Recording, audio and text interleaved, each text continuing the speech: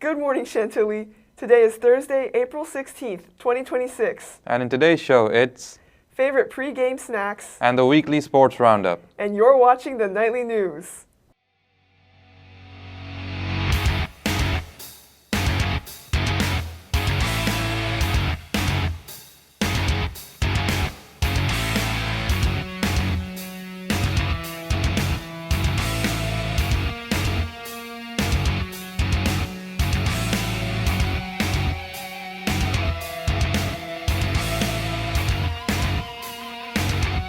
I'm Eva Sia. And I'm Anubhav Sir. And here are your morning announcements.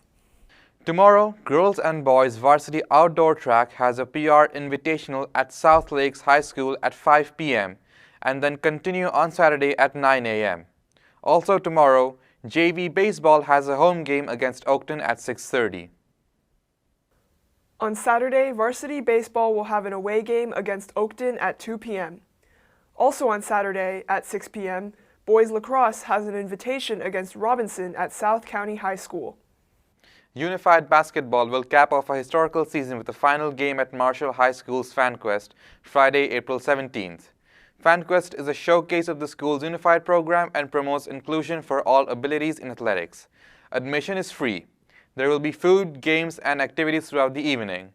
Doors open at 5 p.m. First game is at 6 p.m. between Marshall and Madison. Chantilly plays Robinson at 7 p.m. Come out and support your unified team. Good luck, Chargers. Friendly reminder for JSA members, the next meeting will be today after school in room 253. The next Women in Law meeting will be held next Thursday, April 23rd in room 253 after school. Celebrate Earth Day with the Chantilly Eco Chargers. Would you like to learn more about the fascinating world of bees without the fear of a sting? During Flex on April 22nd, they will be hosting Karen Taylor, an FCPS Get to Green specialist, as she talks about native bees. Learn the difference between native and non-native bees, social and solitary bees, the interesting nests they build, and their important role as pollinators. Space is limited. Sign up in Flex. After school, the Eco Chargers will be celebrating Earth Day in the outdoor classroom with gardening projects and nature crafts. Come join them. Are you doing any sports? Yeah, I am, but I'm struggling on what to eat before my games. I love having the Honey Stinger Energy Waffles, but Kaylee, Kylie, and Carolyn have more to say about it. Big game today. If you're a student athlete, what you eat before you perform matters just as much as your training. Foods like bananas and granola mix provide fast carbs and potassium, and chicken from Chick-fil-A provides protein. From healthy to unhealthy pregame snacks, let's see what our Chantilly athletes consume before their games. I play football. Pre-game snack, I like to have yogurt with like fruits, so like strawberries or blueberries. And that's light on the stomach, so like when I'm playing, I don't feel it when I'm playing, and it's just good to have. Usually like an hour before the game I eat it. I do track and football. Personally, I enjoy an awesome chicken sandwich. It's full of carbs, but it's also full of protein. Like an hour before. I play baseball. I usually just like to eat like an Uncrustable. I mean, it's just like a quick little snack, and it's good. I like peanut butter.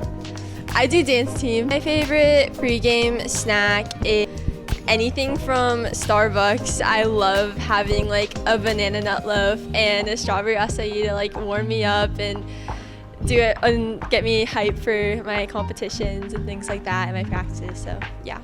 Acai Refresher has caffeine in it, so it keeps me awake and energized, and I just like the sugar, just like keeps me awake and energized. And also Pixie Sticks are such a good thing to just like give you like a little boost of sugar, a little boost of energy. At our school, there seems to be a good mix of healthy and unhealthy snacks that our athletes eat before they play. Being a basketball player, I personally eat more on the unhealthy side before my games. Well, this has been Carolyn Murphy, Kaylee Torreno, and Kylie Kalmbacher for the Nightly News. Now back to you. Wow, that was really helpful. Yeah, now I have great ideas on what to eat before my games to get energized. On the topic of athletes, let's go over to Will for the weekly sports roundup.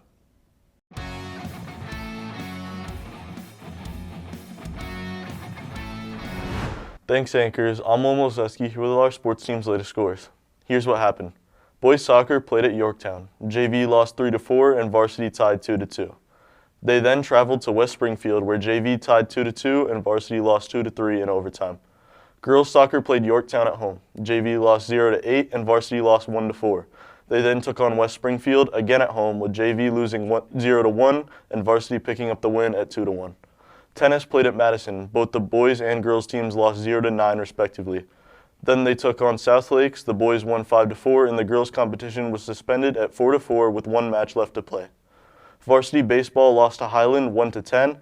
Then baseball began district play with a home game against Westfield. JV won 16-5 and varsity won 2-1. Girls lacrosse traveled to Marshall, where JV lost 5-7 and varsity won 23-4. Boys lacrosse took on Marshall at home on senior night. JV lost 0-8 and varsity won 17-4. Varsity softball traveled to Broad Run and lost 0-10. They then hosted Westfield and lost 1-6. Finally, track and field competed in their mega meet at James Madison. The men's team placed first and the girls' team came in fourth in their respective competitions. On the women's side, Jackie Bullock took first in pole vault. On the boys' side, Emery Vance placed first in the 100-meter dash. Corbin Haskins placed first in the 400-meter dash. Liam Westenbrook placed first in the 1600. Aaron Sun placed first in pole vault, and Julian Carter placed first in long jump. The team then traveled to the Rantastic Invitational. The boys' team finished in 12th and the girls' team finished in 6th in their respective competitions, with strong placements from Bria Stewart, Lauren Latans, and Jackie Bullock, with first places in the 100-meter hurdles, long jump, and pole vault. That's all for the Sports Roundup. Now back to you, anchors. Best of luck to our athletes. This has been Eva Sie And Anubhav Sir for the Nightly News, reminding you to stay positive, stay safe, and have a great day. and we'll see you next week.